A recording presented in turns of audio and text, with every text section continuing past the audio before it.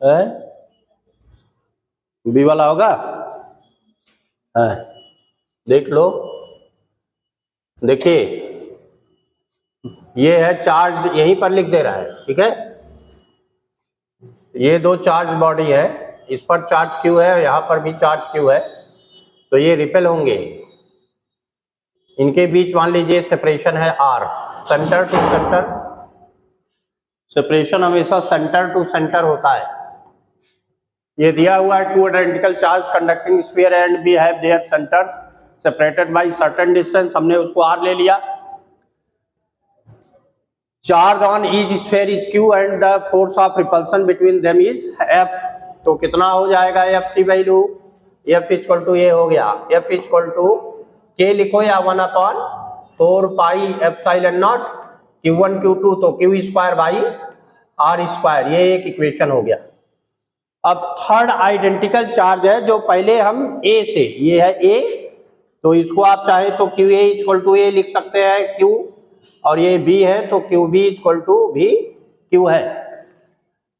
ये third identical अनचार्ज conducting sphere, तो जब इसके कांटेक्ट में ले आएंगे तो हाफ चार्ज वो ले लेगा कि नहीं, हाफ चार्ज उस पर ट्रांसफर हो गया, तो यहां से फिर हटाएंगे तो इस पर अब हाफ चार्ज रहेगा, ये रहेगा Q/2,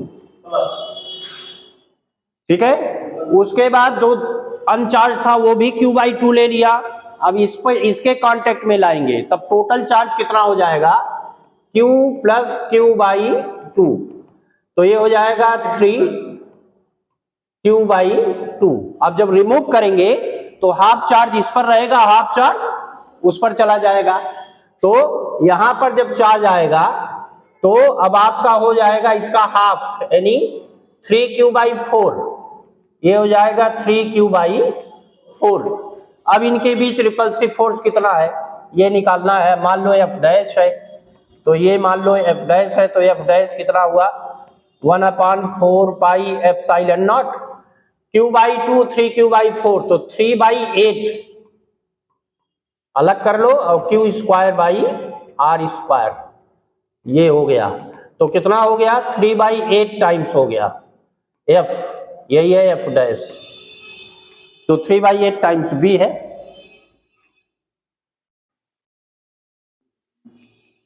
देख लीजिए, अगर कहीं दिक्कत हो तो बताइए।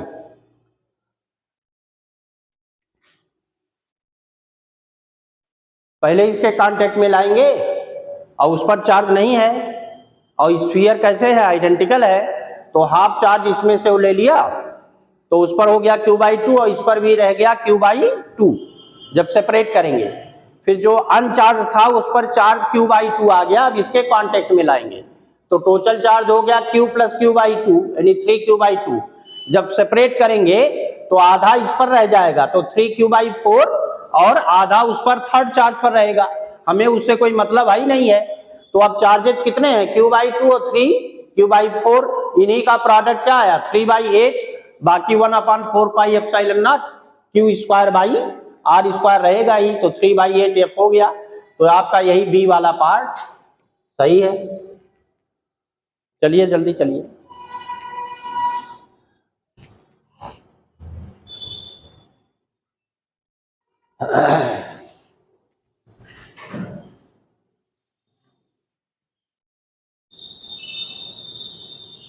आसान सवाल था और बहुत कम समय में हो भी जाता।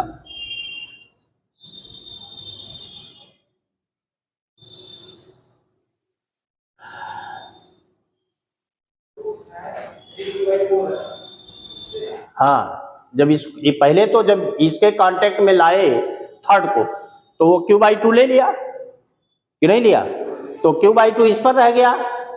अब Q/2 जो अनचार्ज था उस पर है, फिर इसके कांटेक्ट में लाएंगे तो इस पर चार्ज कितना है Q, और उसके पास है Q/2, तो टोटल चार्ज कितना हो गया 3Q/2। जब रिमूव करेंगे तो आधा एक पर रहेगा, आधा दूसरे पर रहेगा, तो इस पर कितना रहेगा 3Q/4, इसका हाफ QB डैश इसको लिख सकते हैं, QB डैश इसका आधा हो जाएगा हाफ 3Q/2, और QA डैश यही रहेगा, QA डैश आधा रहेगा Q/2, तो ये क्यू बी डैश हो गया आपका। अब इनके बीच फोर्स ए हो गया, तो यही टर्म आया 3/8 एडिशनल टर्म है, बाकी 1/4π/Q² r, तो वो रहेगा 3/8 टाइम्स आ गया। तो बी पार्ट था।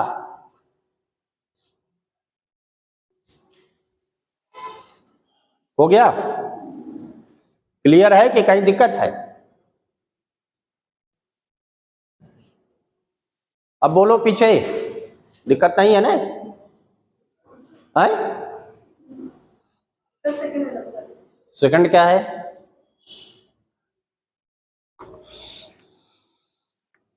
Suppose A charge of A proton and electron differ slightly.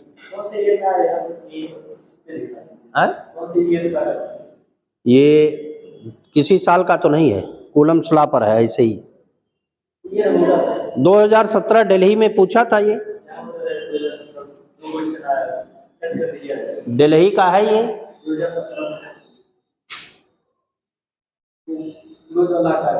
ये उसको क्लोज करके कहाँ आ रहा है?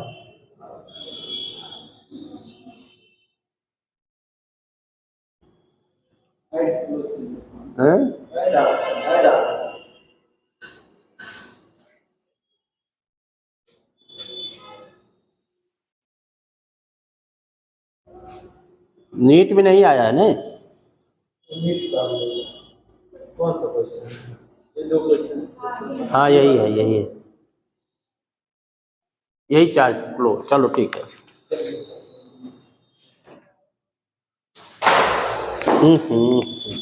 पकड़ नहीं पाई। चलिए देखिए, कहाँ गया है? 2017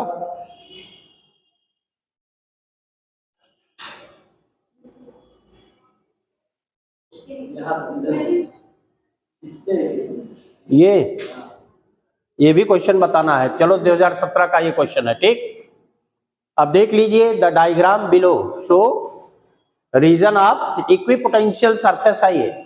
ये सभी इक्विपोटेंशियल्स हैं। अब यहां देखिए, पोटेंशियल 10 वोल्ट है, ये 20 वोल्ट, 30 वोल्ट, 40 वोल्ट। पूछा है a positive charge is moved from A to B in each diagram.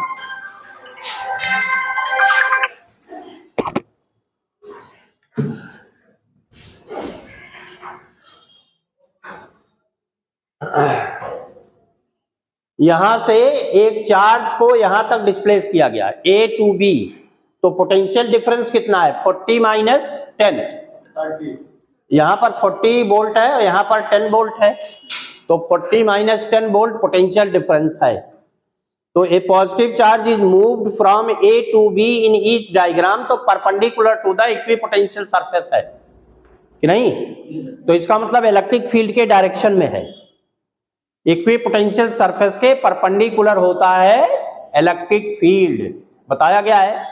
तो इसका मतलब इसी डायरेक्शन में इलेक्ट्रिक फील्ड है जिस डायरेक्शन में चार्ज का मोशन हो रहा है।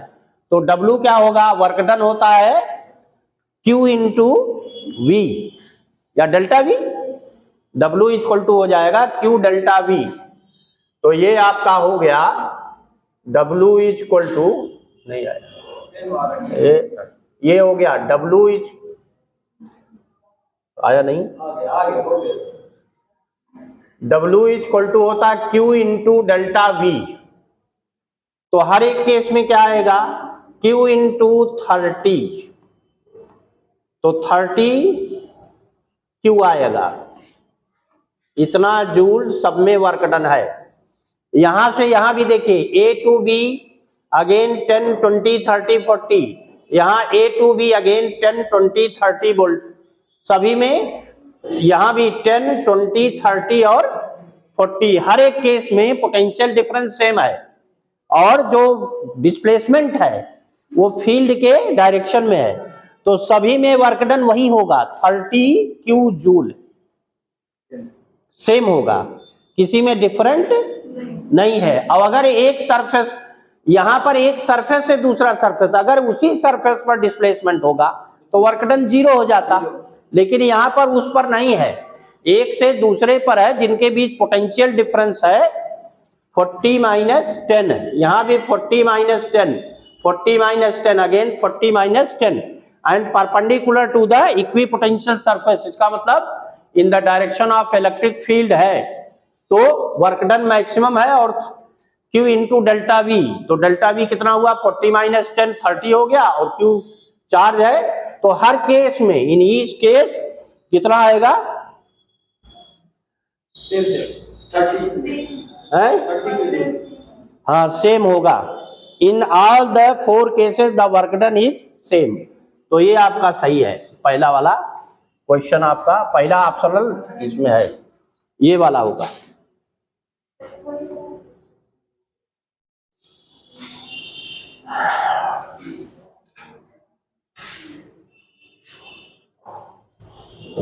अब यहां देखिए अलग अलग दिया है, minimum work is required to move Q in figure 1, ऐसे maximum work is required to move Q in figure 2, तो न किसी में मैक्सिमम होगा न किसी में मिनिमम, हर केस में क्या होगा सेम।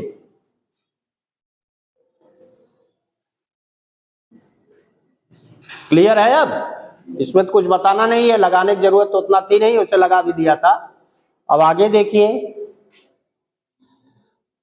ये था suppose the charge of A proton and an electron differ slightly, one of them is minus E and other is E plus delta E, if the net of electrostatic force and gravitational force between two hydrogen atom placed at distance d much stronger than atomic size apart is 0, then delta E of the order of, तो पूछा गया है कि electrostatic force and gravitational force between the two hydrogen atom placed at the distance d,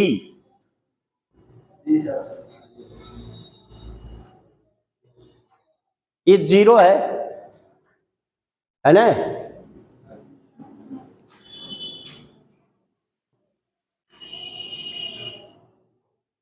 mass of hydrogen, gravitational force कितना है, calculate कर लीजिए ना,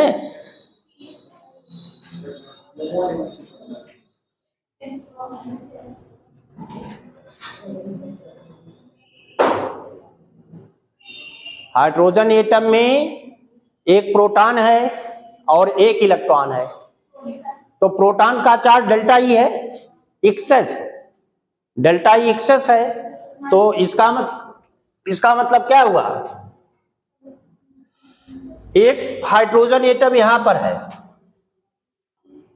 और एक हाइड्रोजन एटम यहां पर है, इस पर डेल्टा ई चार्ज है, यहां पर भी कितना चार्ज है डेल्टा ई। क्यों ऐसा है, क्योंकि एक इलेक्ट्रॉन है और एक प्रोटॉन है, तो इलेक्ट्रॉन का चार्ज माइनस ई है और प्रोटॉन का ई प्लस डेल्टा ई है, तो माइनस ई और ई न्यूट्रलाइज हो गया, बचा कितना डेल्टा ई, तो डेल्टा ई और डेल्टा ई ये है इन पर चार्जेस, और इनके बीच सेपरेशन कितना है डी है, इनके बीच सेपरेशन क्या है डी है। अब इलेक्ट्रोस्टैटिक फोर्स ऑफ रिपल्सन क्या होगा, ये हो जाएगा एफ ई लिख लो, तो ये हो गया 1/4 pi epsilon naught delta E square by D square, ये हो गया। और इनके बीच ग्रेविटेशनल फोर्स है ना, force between two hydrogen atom placed at A distance D apart is 0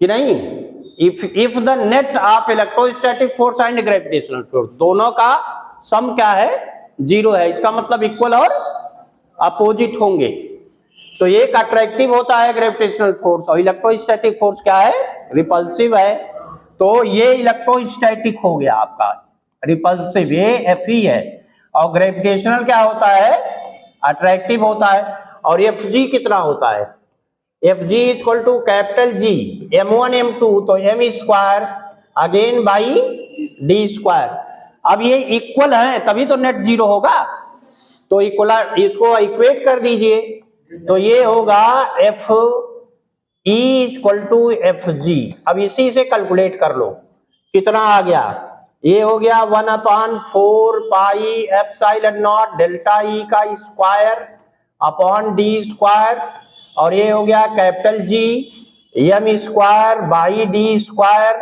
तो ये सीधे कैंसिल कर लो, वैल्यू रख लीजिए, सॉल्व कर लीजिए, आ जाएगा 9.0 इंटू 10 टू द पावर 9।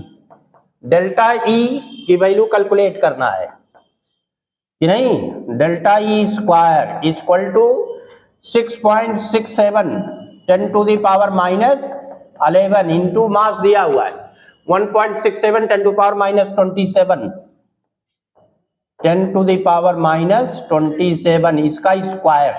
अब डेल्टा ई निकाल लो, delta E equal to square root of ये upon 9 into 10 to the power 9। Calculate कर लो कितना आ गया, उसमें से कोई एक ऑप्शन तुरंत आ जाएगा। 10 का पावर ही देख लो, एक्सपोनेंट ही आएगा, है ना। तो ये आया देखो, delta E equal to square root 6.67 और 1.67 का स्क्वायर है ये है, तो ये इसी का स्क्वायर रूट है कि नहीं, 6.67। और 10 का कितना पावर है देखो, -11 और ये माइनस, हाँ 2 टाइम्स तो 54 हो गया। ये 54 और -11 कितना हो गया, ये तो स्क्वायर रूट के अंदर है ना, तो 27 ऐड कर लीजिए, सॉल्व कर लो पूरा। 10 to the minus 37 आएगा। -37 आ रहा है, ई स्क्वायर का 37 दोनों दूसरा आएगा, 27 का हुआ है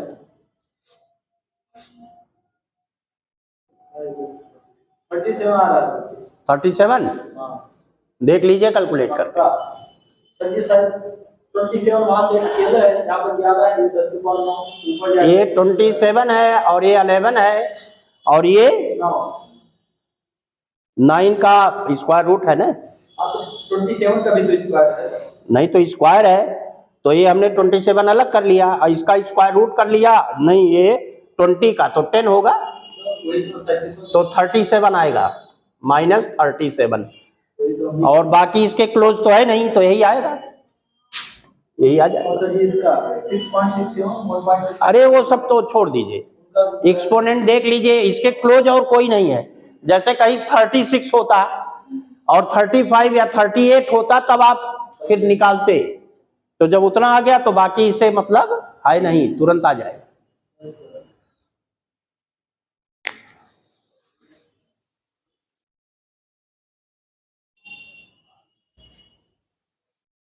आ गया तब, कोई दिक्कत?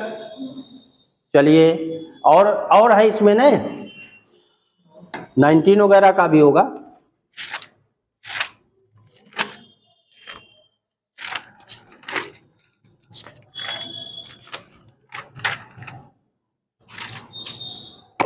तो 21 का देखिए, 21 में 2-3 क्वेश्चन पूछा है, 21 का इसमें है ना, 21 का देख लीजिए, आगे बढ़ा देना।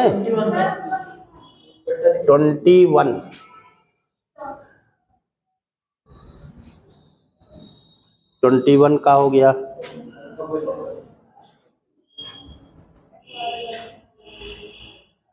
ये है, ठीक है। ये देखिए, a dipole is placed in an electric field as shown, in which direction will it move. अब यहां पर आप देखिए क्या है, इस फिगर को देख लें पहले। यहां पर इसका मतलब चार्ज होगा कि नहीं, electric lines of forces moving away कि नहीं, यहां से दूर जा रही हैं, तो इसका मतलब यहां पर एक चार्ज होगा। और near the charge electric field intensity क्या होता है, स्ट्रॉन्ग। तो इसका मतलब स्ट्रॉन्ग इलेक्ट्रिक फील्ड से वीक इलेक्ट्रिक फील्ड की तरफ डायरेक्शन हो, या अगर इसका मोशन है अलोंग ई या अपोजिट टू ई, यही होगा। अब इसमें क्वेश्चन इन्होंने क्या दिया, a dipole is placed in an electric field as shown, in which direction will it move, किस तरफ इसका मोशन हो। तो ऑप्शनल दिए हुए हैं,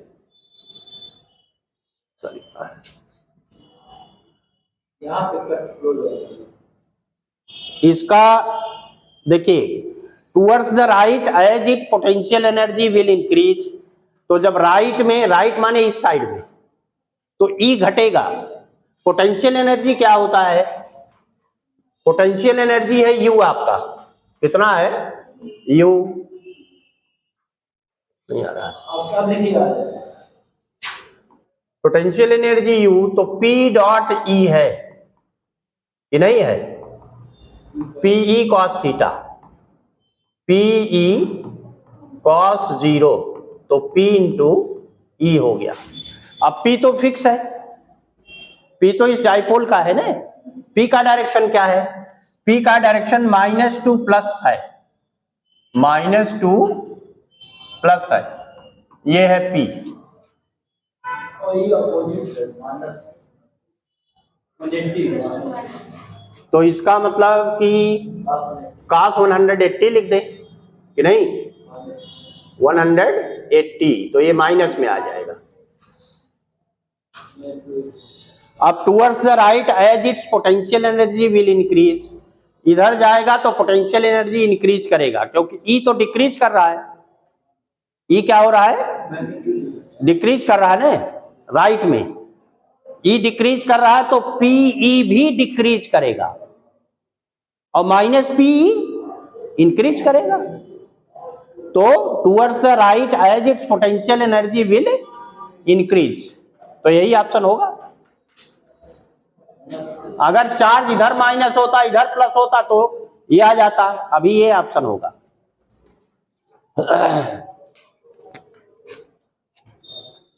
नेगेटिव वाले को माइनस से ले सकते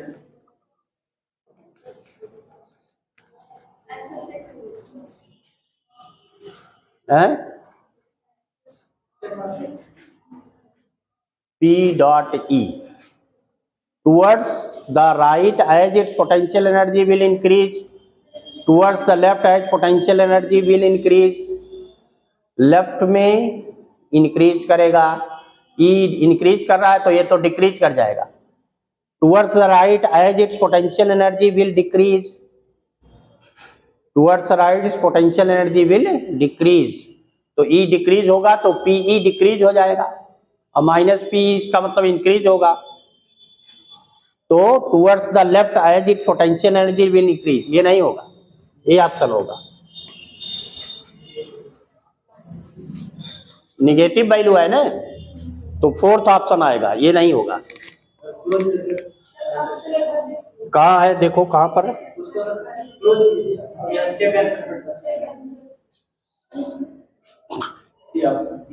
सी दे रहा है, towards the right as its potential energy will decrease. Explanation है, चलो देख ले। ये है E1 is greater than E2, सही है। As field lines are close at charge plus Q, जो जहां बनाया था, तो the net force on the dipole acts towards right side, a system always move to decrease its potential energy.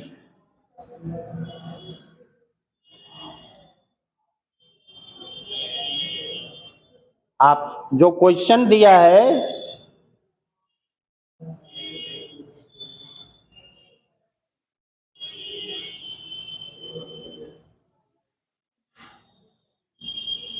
ये तो सही है, स्टेबिलिटी के लिए पोटेंशियल एनर्जी घटना चाहिए ना, तब स्टेबल होगा।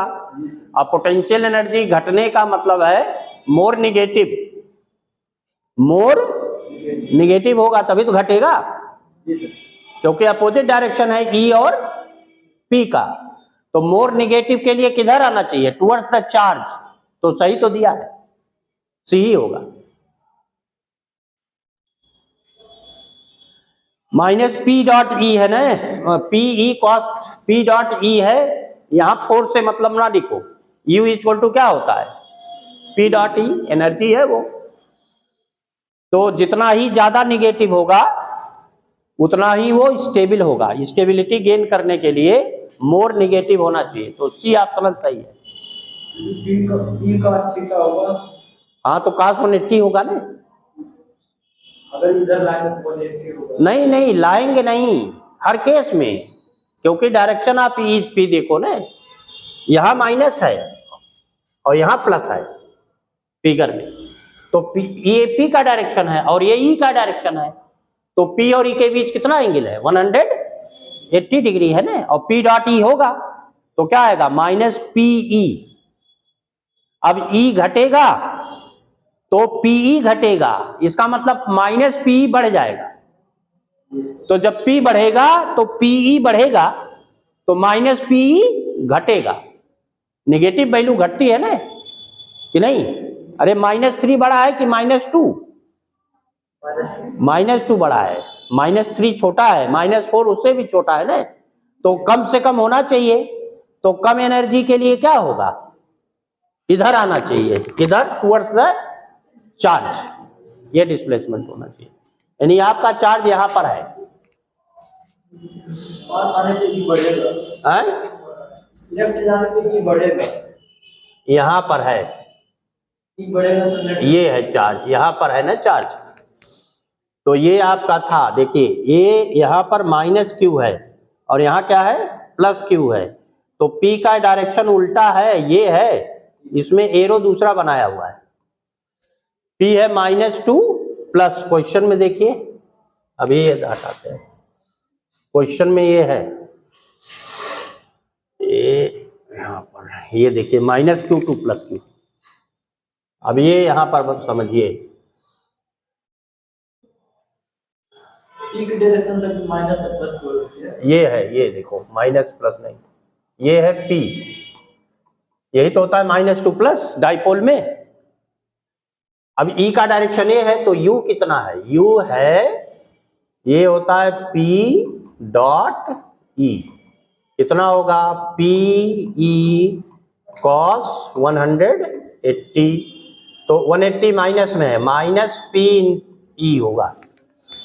अब देखिए जब E इंक्रीज करेगा तो PE इंक्रीज करेगा, -PE डिक्रीज करेगा, तो P इंक्रीज किधर करेगा, यहां पर आपका +q चार्ज है, तो जब इधर जाएंगे तो E बढ़ेगा, तो PE बढ़ेगा, तो -PE घटेगा। और स्टेबिलिटी के लिए क्या होना चाहिए, मिनिमम पोटेंशियल एनर्जी, तो ये होता है फॉर स्टेबल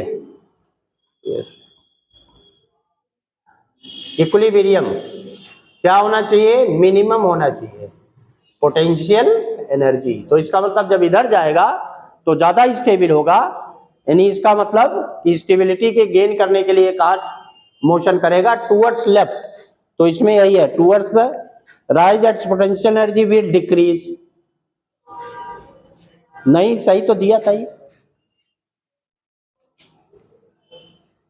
थर्ड ऑप्शन दे रहा है ना, towards right as its potential energy will decrease.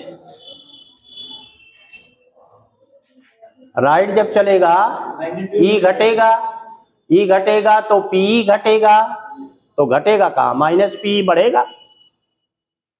सही नहीं दिया है, ये ऑप्शन सही नहीं है, ऑप्शन सही वो नहीं है, ऑप्शन सही है ये 4, एक्सप्लेनेशन सही नहीं लिखा, फोर्स का लिखा उन्होंने, फोर्स से कोई मतलब ही नहीं है। अरे हमने लिखा भी है, लगाया भी है, फोर्थ ऑप्शन होगा, बुक में देख लीजिएगा, देखिए है किसमें, नहीं क्वेश्चन देखो कहाँ है बुक में, 4 दिया होगा, थर्ड नहीं दिया होगा। p का डायरेक्शन से वैसे लिया जाता है। अरे भाई कितना बार का है -2 प्लस, कितना कंफ्यूज हो गए,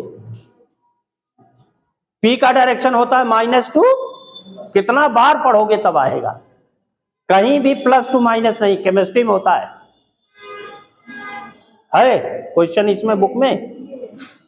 हाँ इसमें क्या दिया है, यहाँ माइनस है यहाँ प्लस है, ठीक तो है, डी वाला देखो, या 11th का, 11th का ए दिया हुआ है इन्होंने, towards the right as its potential energy will decrease.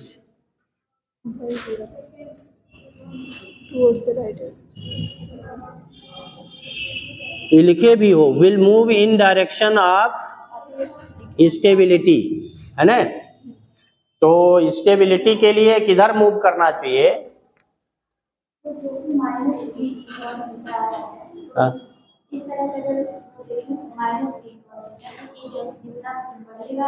ई बढ़ेगा तो माइनस पी घटेगा ना, माइनस पी है।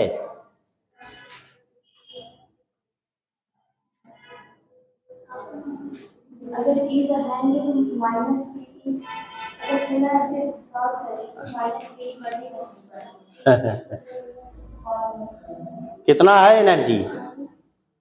डाइपोल की एनर्जी कितनी है उसमें देखो, फील्ड में, इलेक्ट्रिक फील्ड में कितना होता है? डाइपोल की एनर्जी कितनी है? पी डॉट ई है ना, कि माइनस पी डॉट ई है कि माइनस पी डॉट ई है? माइनस पी डॉट ई है। एक मिनट देख लो,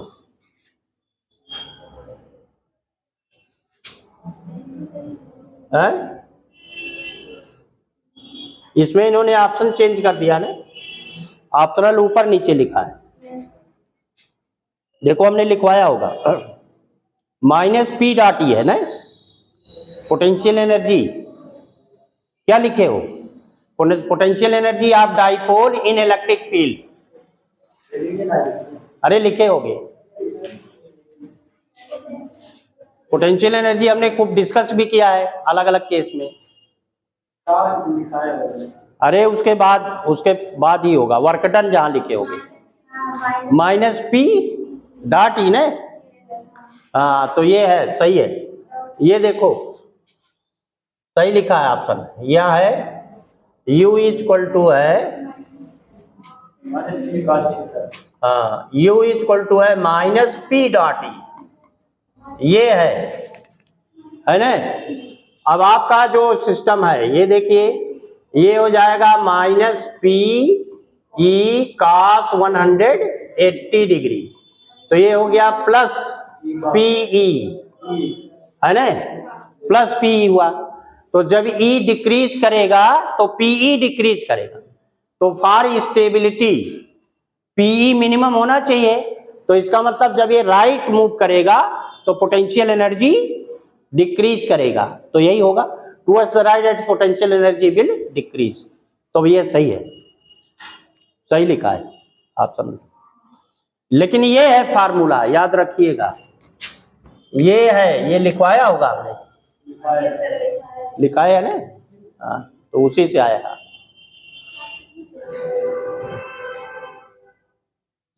सही है, आगे बोलिए आप। और था ना इसमें, कौन था? इसके बाद 21 का और है, ये 21 का है, 21 में और क्वेश्चन है।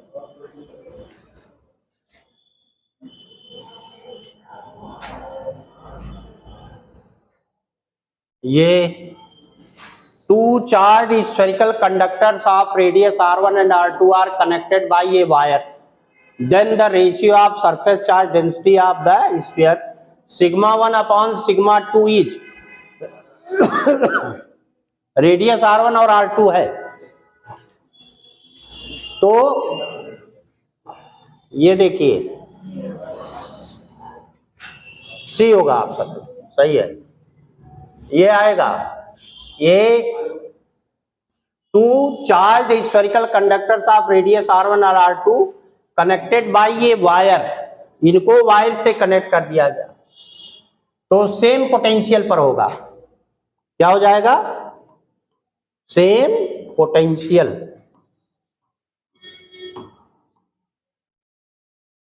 तो जब सेम पोटेंशियल होगा तो इसका मतलब इसका पोटेंशियल कितना है?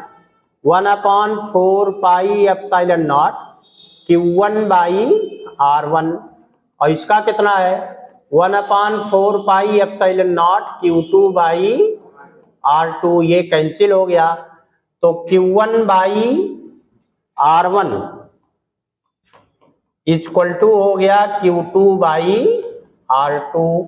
अब सरफेस चार्ज डेंसिटी पूछा इन्होंने, then the ratio of surface charge density on the sphere, तो इस पर सरफेस चार्ज डेंसिटी कितना है सिग्मा इक्वल टू होगा Q1 by 4 pi R square R1 square, तो ये हो गया सिग्मा 1 और सिग्मा 2 कितना होगा Q2 by 4 pi R2 square, तो सिग्मा 1 बाई सिग्मा 2 निकालिए, सिग्मा 1 बाई सिग्मा 2, तो Q1 upon R1 square, Q1 by R1 square upon Q2 by R2 square, क्या मिला sigma 1 by sigma 2, Q1 by Q2 अलग कर लीजिए, Q1 by Q2 into R2 square ऊपर चला गया और R1 स्क्वायर नीचे आ गया और इसकी वैल्यू रख लो, तो ये हो गया सिग्मा 1 बाई सिग्मा 2, तो ये है कितना, ये है Q2 by sorry Q1 by Q2, R1 by R2 है, R1 बाई R2 इंटू ये हो जाएगा R2 square by R1 square, तो एक पावर कैंसिल हो गया कि नहीं, तो आया R2 अपॉन R1, कितना आ गया R2 बाई R1, ये देख लीजिए आया समझ में, R2 बाई R1 सी वाला।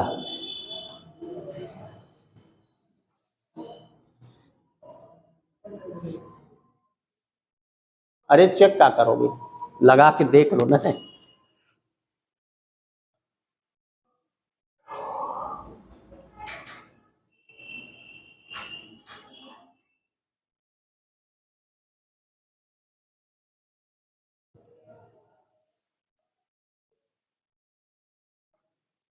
चेक कर लें कहां से,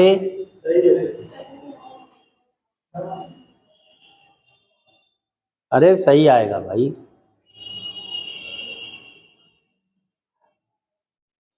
R2 बाई R1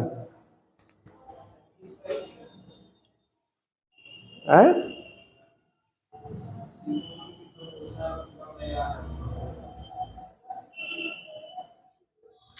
अब वो दूसरे तरह से लगाया है, आप वैसे डायरेक्ट लगा लो, ज्यादा आसान है वो तो आप पढ़ चुके हो। चलो और देखो, इसी में और था ना, हैं?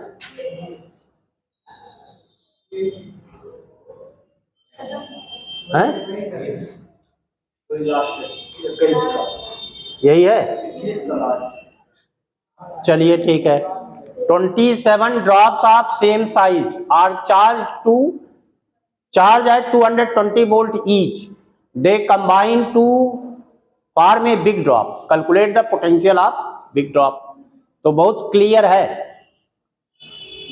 1980 आ जाएगा, ये ऑप्शनल है 1980 कैसे आएगा ये देख लो, यहां देखिए 27 ड्रॉप्स है, मिलकर के एक बिग ड्रॉप बना लिए, तो एक ड्रॉप जब था तब क्या था, इस पर चार्ज है Q और V कितना है 1/4 पाई एप्सिलॉन नॉट, ये है Q बाई स्मॉल r मान लो, तो ये 220 है 1/4 pi epsilon not Q by r, एक इक्वेशन ये हो गया। अब जब 27 ड्रॉप मिलेंगे तो बड़ा ड्रॉप होगा, वॉल्यूम बढ़ जाएगा कि वही रहेगा, वही रहेगा, कितना 27 का, बिग का कितना होगा, जो 27 ड्रॉप का वॉल्यूम होगा उतना हो जाएगा, तो ये फॉर 27 है ना, ये ड्रॉप्स हैं, टोटल चार्ज कितना है, टोटल चार्ज क्या होगा 27 Q हो जाएगा, हर एक पर क्यू क्यू है तो 27 क्यू हो गया। लेकिन वॉल्यूम, अब रेडियस निकालना पड़ेगा, and volume of 27 drop equal to volume of big drop, volume of big drop. तो ये 27 का वॉल्यूम कितना हुआ, 27 4/3 पाई आर क्यूब। हमने उसको स्मॉल आर रेडियस लिया है। 3R और कैपिटल आर 3R। अब यहां क्या आया, ये आ गया 4/3 पाई कैपिटल आर क्यूब। तो ये 4/3 काट दो, पाई कट गया, और 27 को 3 लिख दो, और यहां आर लिख लो इसका क्यूब, और यहां है आर का क्यूब, तो क्यूब हट जाएगा, तो R equal to 3 small R हो गया कि नहीं। अब यहां देखिए, अब ये एक बड़ा ड्रॉप हो गया जिसका रेडियस कैपिटल आर है, और इस पर चार्ज 27 क्यू है। तो v कितना हुआ, v इक्वल टू हो गया, v डैश मान लो 1/4 pi epsilon not 27 Q by 3r, 3 small r। तो ये 9 टाइम्स हो जाएगा, 9 टाइम्स, और b की वैल्यू 220 है, तो कितना हो गया 1980 वोल्ट। तो यही ऑप्शनल है ना।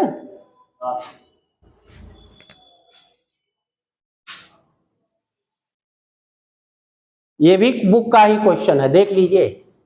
ये भी नहीं, यूपी बोर्ड की जो कुमार मित्तल की बुक है उसमें है ये सब। नूतन फिजिक्स में ये सारे क्वेश्चन है जो 25 में पूछा, ये क्वेश्चन ये सब है।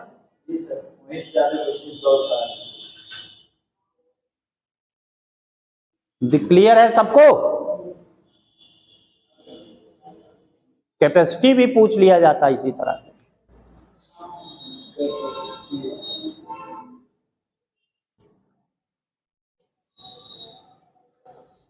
ये सब जब पूरा पढ़ डालिए तब लगवाइए एक तरफ से, है ना। पूरा जब पढ़ लीजिए पूरी फिजिक्स, तो ऐसे नहीं, एक एक ईयर का पूरे 45 क्वेश्चन उसी समय सॉल्व करिए, तब ज्यादा बेनिफिट होगा,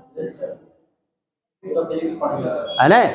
पूरा फिजिक्स पढ़ लीजिए, उसके बाद 15 दिन ऐसे ही एक एक साल का उठाइए, और एक दिन में 1 साल का सॉल्व कर लीजिए 45 क्वेश्चन।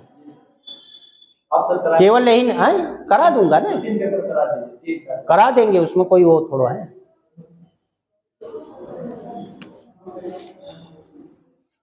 चलिए,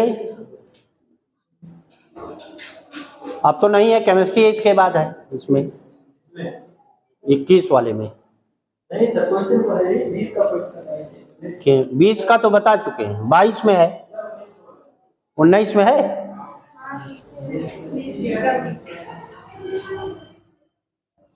तीन क्वेश्चन है 19 में, आया नहीं, ये आगे।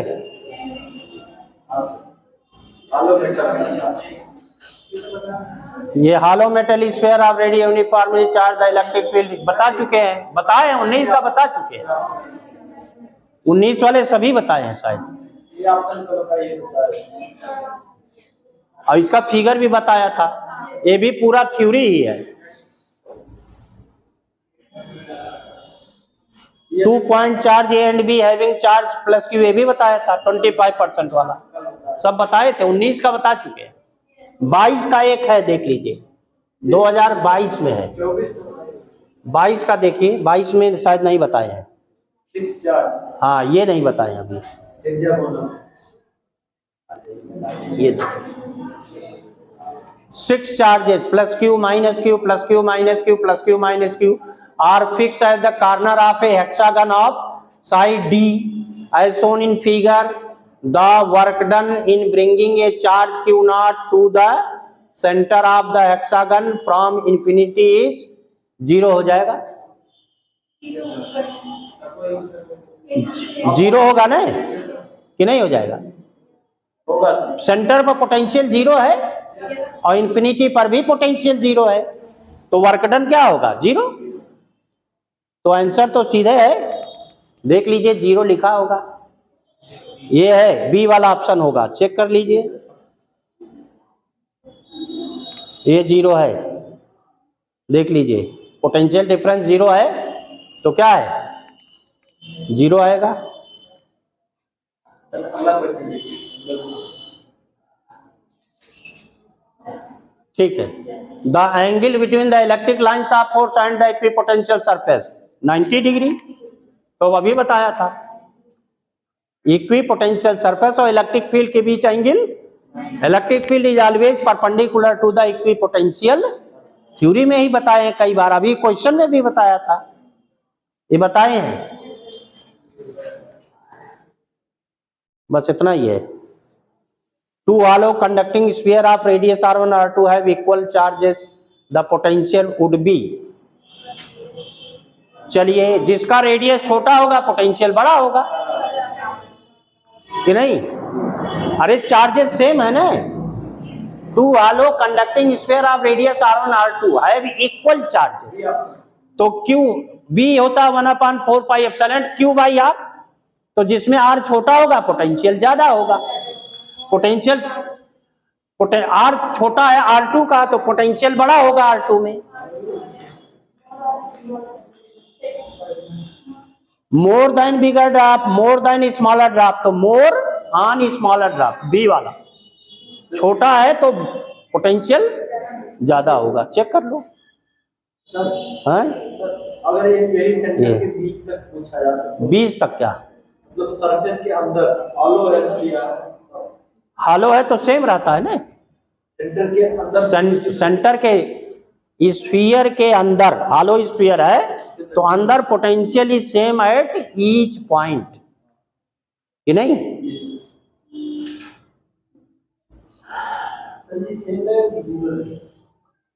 पोटेंशियल सेम रहेगा, इलेक्ट्रिक फील्ड जीरो रहेगा, पोटेंशियल जितना सरफेस पर होता है उतना रहता है। आगे 2 point charges minus q and plus q are placed at a distance L as shown in figure. The magnitude of electric field intensity at distance r much greater than r varies as proportional to r cube. ये तो dipole है, dipole नहीं है, yes sir, plus तो r cube के proportional में है, 2p by R cube होता है 1/4 pi epsilon naught 2p by R cube. तो अभी ये सब हो गया है, अब आगे बढ़े, ठीक है? अब जब आप पूरा पढ़ लीजिएगा तब लगवाइएगा ऐसे। 24 साल देखिए 24 वाला कहाँ? इसमें जी 24 वाला देख लो, ये है A thin spherical cell is charged by some source. The potential difference between the 2 points C and P. C कहाँ है? सेंटर पर, और P है सरफेस पर। पोटेंशियल पूछा है, जीरो होगा, potential difference is zero. Centre पर जो वही होगा वही सरफेस पर भी होगा। हालो है, पोटेंशियल डिफरेंस क्या रहेगा? जीरो। अरे ऑप्शन देख लो भैया, जीरो लिखा होगा, अब चेक कर लो क्या लिखा। अरे ये सब ऑब्वियस क्वेश्चन है, थ्योरी में बता चुके, अभी तो बताया था चलो इसी में given below are two statements are in labeled as assertion A and the other is labeled as reason R. Assertion A, the potential V at the axial point at 2 meter distance R from the center of dipole, dipole moment P of magnitude इतना है, इतना दिया हुआ है, dipole P का ये value है और इतना आया है, ये 9.0 लेना है, तो देख लो सही है कि नहीं, पहले चेक कर लो, लगा के चेक कर लो सही है कि नहीं है। P इक्वल टू क्या होता है एक्सिस पर? 2p बाई आर क्यूब, निकाल लो तुरंत। हाँ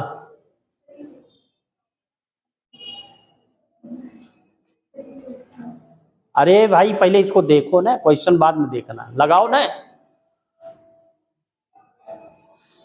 पहले निकालो सही है कि नहीं है। The potential at axial point 2 metre distance from the centre of the dipole, dipole moment A दिया हुआ है 2 मीटर पर, ये दिया आएगा कि नहीं आएगा, निकाल के देख लो। 2p बाई आर क्यूब होता है 1/4 pi epsilon naught 2p by R cube, निकालो कितना आया।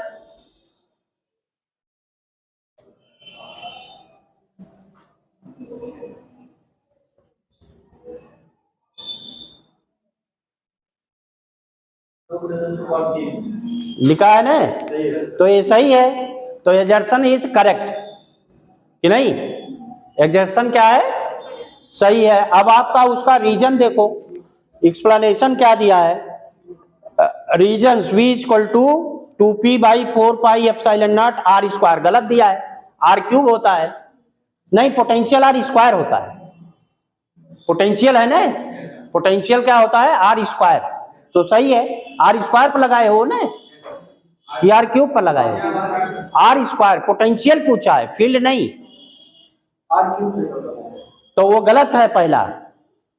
अरे ये पोटेंशियल है, पोटेंशियल ये होता है v इक्वल टू, ये लिख दे रहा हूं एक्सियल पोजीशन पर ना, हाँ तो v पूछा है, v इक्वल टू ये 1/4 pi epsilon naught p by R square, ये है, इस पर लगाओ कितना आया।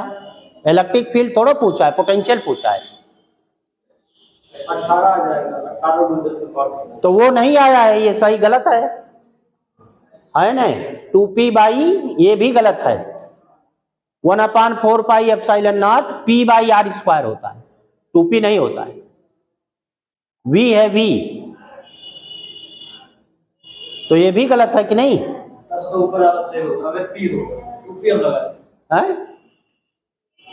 p, ऊपर वाला सही होगा, क्या सही होगा, अगर p बाई आर स्क्वायर है, सही है, क्या सही है, ये आया, ये सही आ रहा है, तो ये सही है, और यहाँ ये गलत दिया है, तो अब देख लो रीजन गलत है, कितना आया। अब क्या पूछा है, both a and r are true and r is correct explanation, both a and r true, a is true but r is false, C होगा, सी सही है। इलेक्ट्रिक फील्ड होता तो 2p by R cube, axial position और equatorial पर p by R cube रहता है।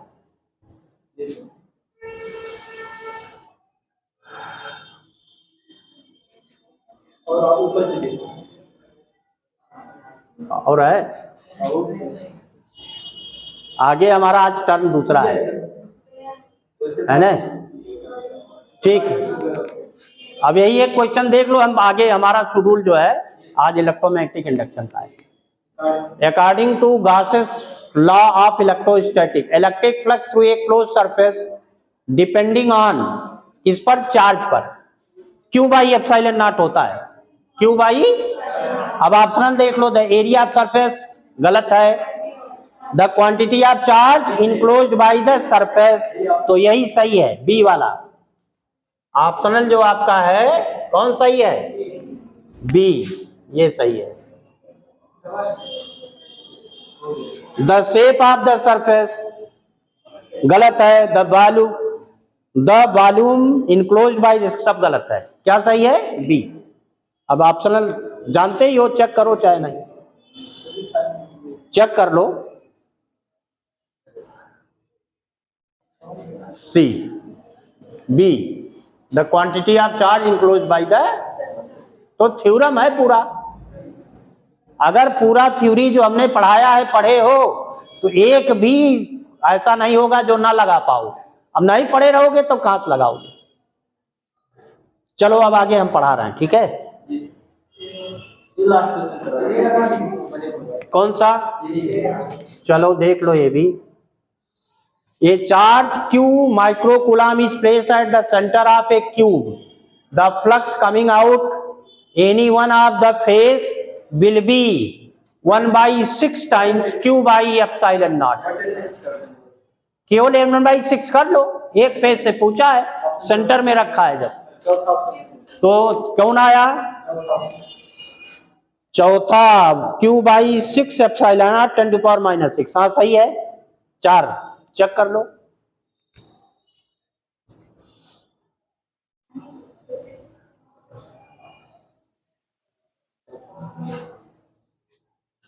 अरे सेंटर में है। अब आप बताओ, ये लिया हूं मैं, ठीक है, मान लो यहां पर होता तब आधा बाई 2 2 कैसे होता? नहीं, फेस के अकॉर्डिंग ना, नहीं, एक मान लो हमने ये क्यूब लिया है और उसके एक सरफेस के सेंटर पर रखें, एक सरफेस के सेंटर, तब कितना टोटल फ्लक्स होगा? इसके अकॉर्डिंग टोटल फ्लक्स पूछे हैं, total flux by this q/2 epsilon not, क्योंकि एक और रख दोगे तो सेंटर में आ जाएगा, तो जब सेंटर में होगा तो q/एप्सिलॉन नॉट रहता, तो 2 ही तो है, आप हटा दोगे तो आधा रहेगा, और यहां अगर होता तब 2/4 इस कॉर्नर पर 2/8 हाँ q/8 होता तब, सॉलिड स्टेट बढ़िया से बढ़िया, क्योंकि इस तरफ रखोगे फिर नीचे तो 4 नीचे और फिर 4 ऊपर, तब जाके सेंटर में आएगा, तो टोटल हो गए 8, तो 8 से q/एप्सिलॉन नॉट, तो 1 से 1 क्यूब से, अब अगर मान लो उसके एक फेस से फिर पूछा जाए तब फिर 1/6 टाइम्स करेंगे, ऐसे लगेगा। चलो अब छोड़ दें। इलेक्ट्रोमैग्नेटिक इंडक्शन कहां से आएगा पूरा? हटाओ इसको, वहां से सबसे ऊपर, ये हाँ, तो 3 बार ठीक किया जाएगा, कहां आ रहा है? और 2-3 बार ठीक किया जाएगा, जल्दी जल्दी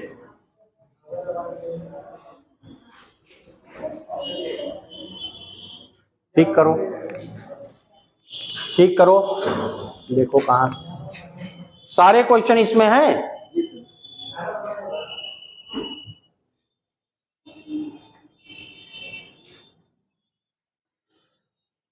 अब ध्यान से पढ़ना, अब देख लिया नहीं, सारे क्वेश्चन डायरेक्ट थ्योरी से मिल जाएंगे, और ध्यान से पढ़े रहेंगे सब क्वेश्चन हो जाएंगे।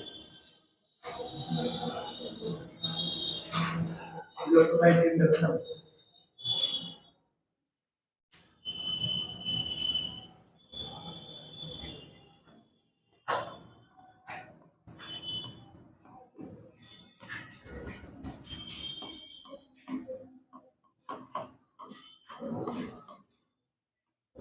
And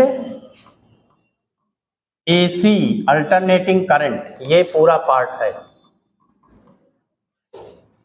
electromagnetic induction and AC, ये डिस्कस करेंगे।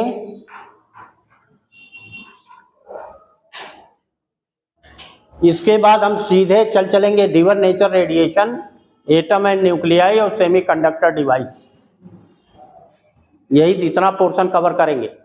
तो ये 24 लेक्चर का है टोटल इतना, बाकी जो ये 8 का है और फिर उधर है 18 लेक्चर का, तो इतना ही पढ़ा मिलेगा, बाकी वो पढ़ाएंगे अपना बीच बीच में। ये वाला के सर करा दीजिएगा, कौन सा? जो आप लोग T/Q जो 50-45 क्वेश्चन, वो कराएंगे, वो तो जब खत्म हो जाएगा तो कराएंगे ना, तो वो मार्च में कराना है। चलिए, इलेक्ट्रोमैग्नेटिक इंडक्शन है,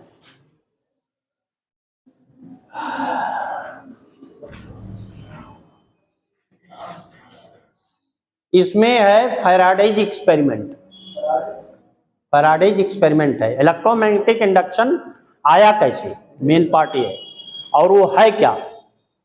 आर्स्टेड ने सबसे पहले एक रिजल्ट दिया, उन्होंने ऑब्जर्व किया था कि जब करंट फ्लो करता है किसी कंडक्टर में तो उसके आसपास मैग्नेटिक फील्ड इंड्यूस हो जाता है, ये आर्स्टेड एक्सपेरिमेंट था। फिर वो निकाल नहीं पाए कि कितना मैग्नेटिक फील्ड होगा, उसको किया था बायोट एंड सेवर्ट्स, इन दोनों लोगों ने मिलकर के बहुत सारे एक्सपेरिमेंट किए और उससे जो रिजल्ट आया उसी को बायो-सेवर्ट्स लॉ कहा गया। उससे फिर मैग्नेटिक फील्ड अलग अलग कंडक्टर के लिए, अलग अलग शेप के लिए ये कैलकुलेट किया गया। तो यही फैराडे ने भी थिंक किया। फैराडे ने ये थिंक किया कि अगर करंट से मैग्नेटिक फील्ड का इंडक्शन हो रहा है तो मैग्नेटिक फील्ड से करंट का इंडक्शन भी होना चाहिए, क्योंकि नेचर में जो भी प्रोसेस होते हैं, जो भी फिनोमिना होते हैं, उसका हमेशा इनवर्स या अपोजिट फिनोमिना एग्जिस्ट करता है।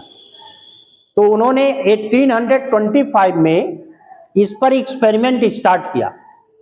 1825 में फैराडेज ने इस फिनोमिना पर एक्सपेरिमेंट स्टार्ट किया कि अगर कोई मैग्नेटिक फील्ड है तो उसके आसपास अगर कंडक्टर है तो उसमें करंट फ्लो करना चाहिए। तो उन्होंने बहुत बड़ा लेबोरेटरी सेटअप किया, बहुत सारे डिवाइस उसमें लगाए, करंट के मेजरमेंट के लिए सेंसिटिव गैल्वेनोमीटर लगाया, अलग अलग शेप के कंडक्टर लिए, अलग अलग तरह के मैग्नेट लिए, अलग अलग शेप के मैग्नेट लिए, लेकिन उनको सक्सेस मिला नहीं। कितने दिनों तक? अबाउट 6 ईयर, 6 साल तक वो करते रहे, लेकिन छोड़ा नहीं उन्होंने। अब सोचिए, एक छोटा एक्सपेरिमेंट को लेकर के उन्होंने 6 साल तक उस पर प्रयास किया कि करंट का इंडक्शन हो जाए, लेकिन ऐसा हुआ बस एक दिन बाई चांस हो गया। वो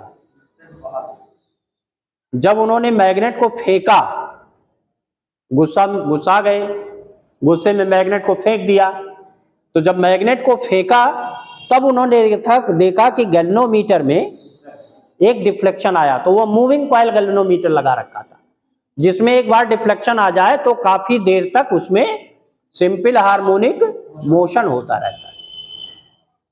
तब उनके दिमाग में आया इसका मतलब कहीं ना कहीं करंट फ्लो किया, और तब वही थिंक किया कि हमने मैग्नेट को थ्रो किया था, इसी का कोई इफेक्ट होगा।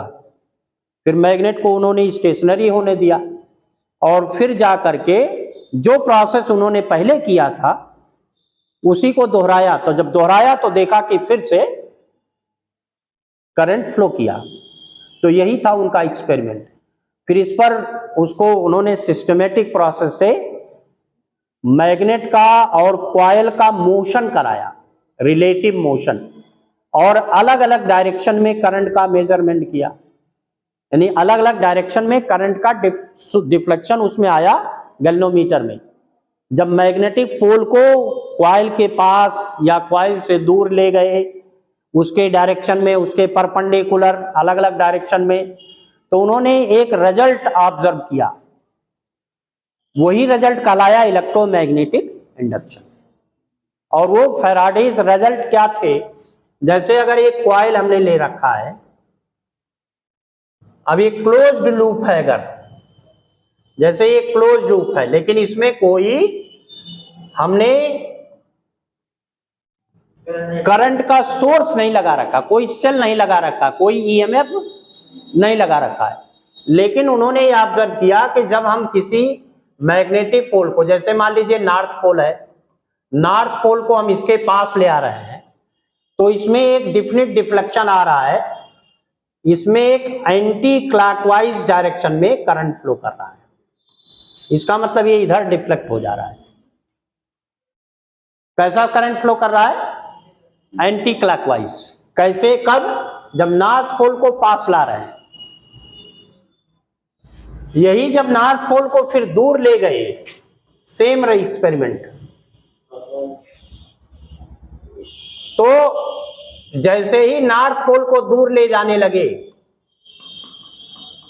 तैसे इसमें डायरेक्शन ऑफ करंट रिवर्स हो गया, दूसरे डायरेक्शन में करंट फ्लो किया। तो ऐसा कब होगा? जब इसमें कोई ईएमएफ, कोई पोटेंशियल डिफरेंस डेवलप हो जाए, कोई इलेक्ट्रोमोटिव फोर्स डेवलप हो जाए। जैसे जब हम सेल लगाते हैं तब ना करंट फ्लो करता है। तो ये उन्होंने बार बार किया, यही फिर दोहराया साउथ पोल के लिए।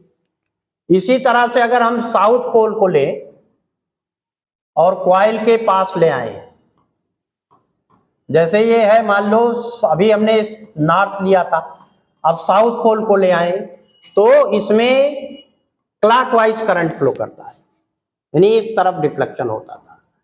साउथ पास ला रहे हैं तब, और यहां नॉर्थ को दूर ले जा रहे हैं तब, सेम डायरेक्शन ऑफ करंट है। ऐसे ही दूसरा और कॉइल लीजिए, अगर हम साउथ को दूर ले जाएं फिर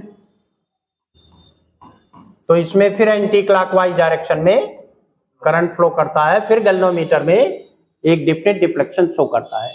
लेकिन अगर हम रोटेशन या मोशन ना कराएं, अगर हम कॉइल ले रखे हैं और मैग्नेट को स्टेशनरी रख दें, यहां पर मैग्नेट को परमानेंट स्टेशनरी रखें, यहां नॉर्थ पोल साउथ पोल है, इसमें किसी तरह का कोई मोशन ना कराए तो यहां गैल्वेनोमीटर में कोई डिफ्लेक्शन नहीं होता है। दूसरा, जब हम मैग्नेट को या कॉइल को किसी एक को रोटेशन मोशन कराएं तब भी होगा, चाहे हम कॉइल को स्टेशनरी रखें केवल मैग्नेट मोशन कराएं, या मैग्नेट को स्टेशनरी रखें कॉइल का मोशन कराएं, या दोनों में रिलेटिव मोशन कराएं, तो हर कंडीशन में गैल्वेनोमीटर में डिफ्लेक्शन होता है। लेकिन जब दोनों को स्टेशनरी रखेंगे, दोनों को एक डायरेक्शन में सेम स्पीड से मोशन कराएं या दूसरे डायरेक्शन में सेम स्पीड से, तो कोई डिफ्लेक्शन, दोनों को स्टेशनरी रखें तो भी कोई डिफ्लेक्शन नहीं हुआ।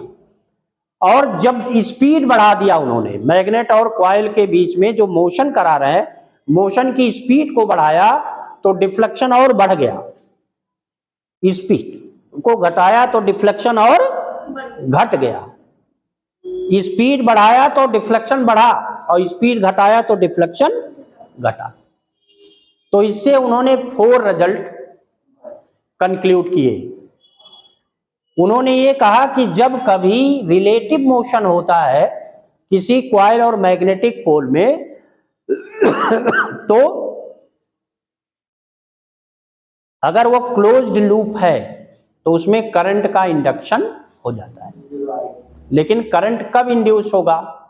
जब उसमें पोटेंशियल डिफरेंस डेवलप हो जाए, ईएमएफ का इंडक्शन हो। तो इसका मतलब इंडक्शन करंट का नहीं होता है, इंडक्शन होता है पोटेंशियल का, यानी ईएमएफ इंड्यूस हो जाता है, जिसकी वजह से यानी ईएमएफ डेवलप होता है, जिसकी वजह से उसमें करंट फ्लो करेगा। अगर वो क्लोज्ड लूप नहीं है, ओपन लूप है, ईएमएफ तो तब भी रहेगा, लेकिन अगर क्लोज नहीं है तो करंट फ्लो नहीं करेगा। इसका मतलब कि इंडक्शन किसका है? ईएमएफ का, और उसी को कहा गया इंड्यूस्ड ईएमएफ। जो करंट फिर फ्लो करेगा क्लोज्ड लूप में या सर्किट में, उसी को कहा गया इंड्यूस्ड करंट। दूसरा, डायरेक्शन मेन पार्ट है इसमें। और दूसरा कि जो एक और हमने बताया था कि अगर हम स्पीड को बढ़ाते हैं या घटाते हैं तब क्या इफेक्ट पड़ता है। ईएमएफ की वैल्यू बढ़ेगी तो करंट बढ़ जाएगा, ईएमएफ की वैल्यू घटेगी तो करंट घट जाएगा। तो इसका मतलब rate of change of certain physical quantity होगा। अब वो फिजिकल क्वांटिटी क्या है? जो दोनों के रिलेटिव मोशन होने पर चेंज होगा, तो वो है मैग्नेटिक फ्लक्स। वो क्या है? मैग्नेटिक फ्लक्स है। अगर हम किसी कॉइल को, अभी इसको फिर एक्सप्लेन करेंगे डायरेक्शन वगैरह, किसी भी, मान लीजिए हमने एक कॉइल लिया, अब मैग्नेटिक पोल यहां पर है, नॉर्थ हो या साउथ हो, तो कुछ मैग्नेटिक लाइंस इस कॉइल से होकर के पास होंगी, हो सकता है कुछ नहीं भी पास हो, कि नहीं, ऐसे भी हो सकता है। अब इसी को हम और पास ला दें, जब मान लीजिए पोल यहां पर हो गया, यानी इसको इस तरफ डिस्प्लेस कर दिया, तो क्या फर्क पड़ गया? जो मैग्नेटिक लाइंस पहले कम थी, अब वो मैग्नेटिक लाइंस बढ़ जाएंगी। इसका मतलब फ्लक्स जो इससे पास होगा वो बढ़ेगा। तो मेन पार्ट यही था, EMF induced in the coil due to the rate of change of flux through the coil, due to the rate of change of flux through the coil। ये मेन रिजल्ट है। जब हम stationery रखेंगे magnet और coil को, तब magnetic field static हो जाएगा, डायनेमिक नहीं रहेगा। मैग्नेटिक फील्ड स्टैटिक हो गया तो कोई चेंज ऑफ फ्लक्स नहीं होगा, तो कोई ईएमएफ इंड्यूस नहीं होगा।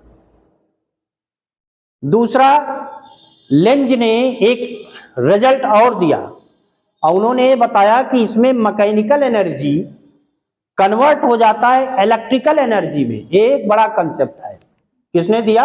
लेंज ने। और इसमें भी law of conservation of energy hold करता है। जब हम मैग्नेट को और कॉइल को रिलेटिव मोशन कराएंगे तो हमें वर्क करना पड़ेगा, और जो वर्क डन होगा वो किसमें कन्वर्ट हो जाएगा? पोटेंशियल में। वर्क डन पोटेंशियल कैसे जनरेट होता है? हम जब वर्क करते हैं किसी चार्ज को लाने में या किसी तरह से अगर वर्क कर रहे हैं तो उसकी वजह से क्या क्रिएट हो गया? Potential difference. तो इसका मतलब इस कंडीशन में जो मैकेनिकल एनर्जी है वो किस में कन्वर्ट हुआ? इलेक्ट्रिकल एनर्जी में।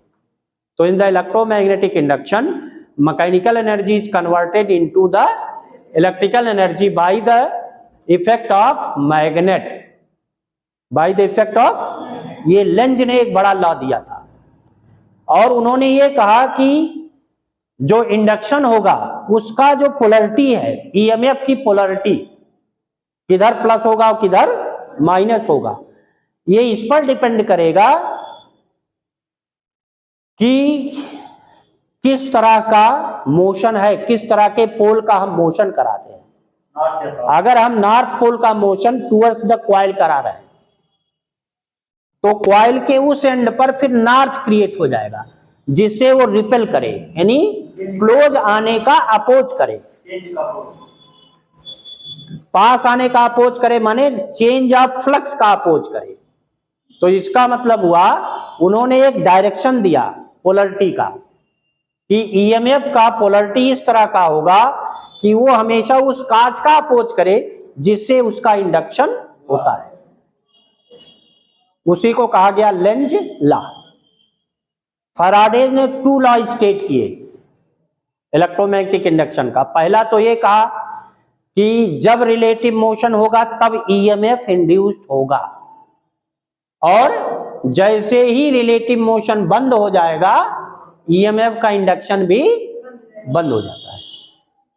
दूसरा, EMF induce in the coil is directly proportional to negative of rate of change of flux through the coil. Negative क्या है? वही काज ऑफ इंडक्शन का अपोज करेगा, इसलिए माइनस साइन है। तो उन्होंने फैराडे ने जो दिया is proportional to D phi by D T, rate of change of flux through each turn of the coil. अगर मान लीजिए कॉइल में n नंबर ऑफ टर्न्स है तो n से मल्टीप्लाई होगा। बाद में ये रिजल्ट आया E equal to minus N D phi by D T होता है। ये माइनस साइन लेंज लॉ के अकॉर्डिंग आया। ये कहता है कि हमेशा पोलरिटी का डायरेक्शन ऐसा होगा या करंट का, इंड्यूस्ड करंट का डायरेक्शन ऐसा होगा कि ये उस कांच का अपोज करे जिससे उसका इंडक्शन हो रहा हो। अब उसको ऐसे समझ लीजिए। तो इसको इस वाले लॉ को कहा गया Faraday second law of electromagnetic induction. तो ये 3 लॉज हैं, Faraday first law, Faraday second law and Lenz law, ये 3 लॉज हैं। अब जरा उसको समझिए कि डायरेक्शन कैसे चेंज होता है या रिवर्स कैसे हो जाता है या कैसे वो अपोजिंग नेचर का होगा। मान लीजिए हमने एक कॉइल ले रखा है। अब सेल्फ इंडक्शन और म्यूचुअल इंडक्शन, इसमें एक 2 पार्ट है, वो एक बड़े पार्ट्स में है। मान लीजिए एक कॉइल ले रखा है, इसमें एक रिहास्टेट लगा रखा और एक सेल लगा लिया। रिहास्टेट क्या करेगा? इसमें रेजिस्टेंस को बढ़ाएगा या रेजिस्टेंस को घटाएगा। तो जब बढ़ाएंगे या घटाएंगे तो इसमें जो मेन करंट है वो इंक्रीज करेगा या डिक्रीज करेगा।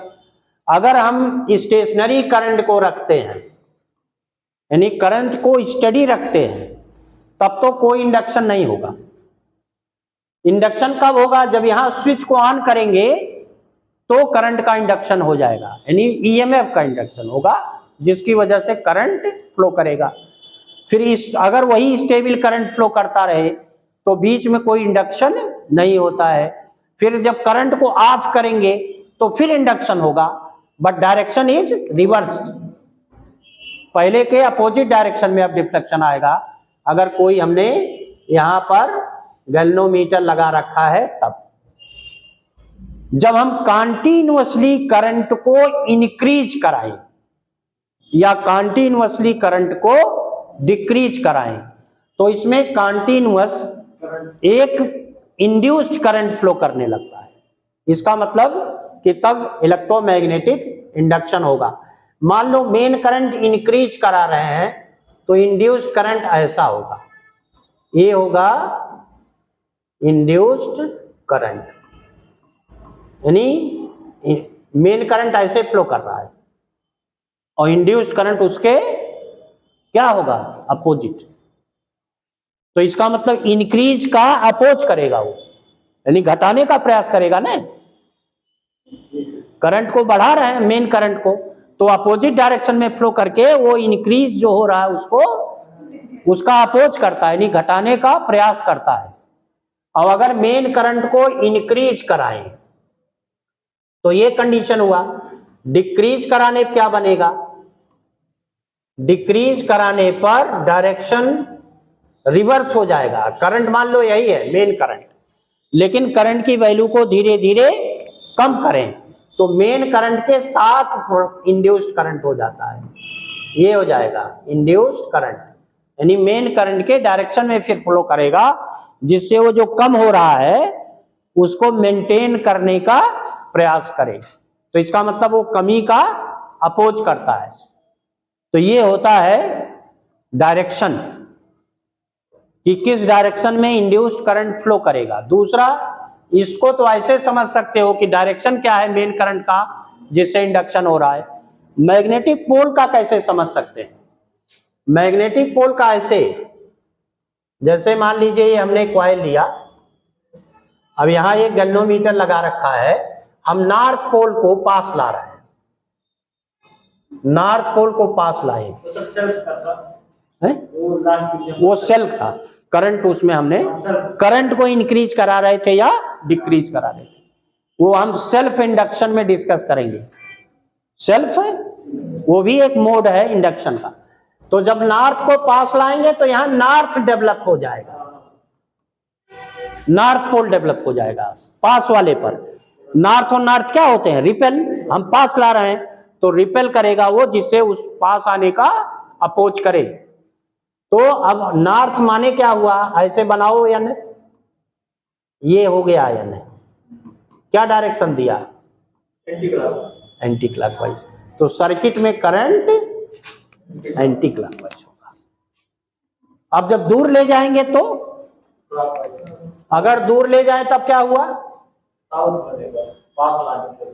दूर ले जाएंगे तो यहां साउथ डेवलप हो जाएगा, यस हो जाएगा, जब नॉर्थ पोल को हम दूर ला जाने लगेंगे। और यस का मतलब क्या हुआ? देखो यस ये है डायरेक्शन ऑफ करंट क्लॉकवाइज हो गया।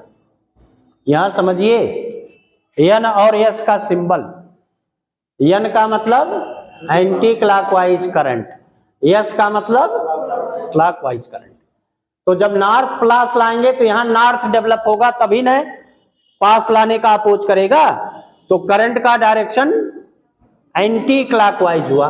नॉर्थ को दूर ले जाने लगे तो यहां तुरंत साउथ हो जाएगा, यानी करंट का डायरेक्शन रिवर्स हो जाएगा। ये करंट हमेशा अब यहां क्लॉकवाइज हो जाएगा, सॉरी, करंट का डायरेक्शन तुरंत रिवर्स हो जाता है। इसीलिए यहां पर जो गैल्वेनोमीटर था, एक बार इसमें इधर डिफ्लेक्शन आएगा तो दूसरे बार इधर डिफ्लेक्शन आएगा। ये था जो अभी जब किया था, और इसको किसने एक्सप्लेन किया? लेंज ने। इसको एक्सप्लेन किया था लेंज ने। क्लियर है कि नहीं? और इलेक्ट्रोमैग्नेटिक इंडक्शन क्या है?